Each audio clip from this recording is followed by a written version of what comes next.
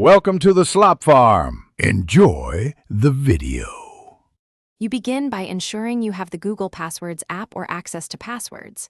Google.com, sign in now so credentials are available. Next, make sure your iPhone runs the latest iOS and Face ID or Touch ID is set. This secures autofill access.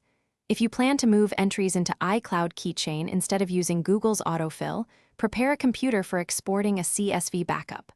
Once done, proceed to enable autofill on the phone. That's the immediate next action.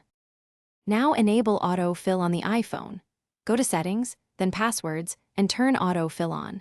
This lets password providers inject saved logins. Make sure you select Google Passwords as the fill provider and approve any sign-in or biometric prompts. This authorizes secure access. If instead you prefer iCloud Keychain, export your Google Passwords to a CSV on your computer, then open Safari/Passwords on Mac OS to import into iCloud. This transfers entries into Apple's Keychain for system-wide autofill. Keep both devices connected. Finish by testing autofill in Safari and any app that requires login.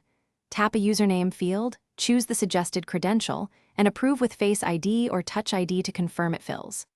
If some passwords are missing, sign out and back into Google Passwords, force a sync, or repeat the CSV export/import workflow from your computer that often recovers missed entries. If problems persist, restart the phone, check passwords privacy permissions, update apps, and use the export/import fallback as a reliable workaround. Thanks for watching. Consider subscribing if we helped you today.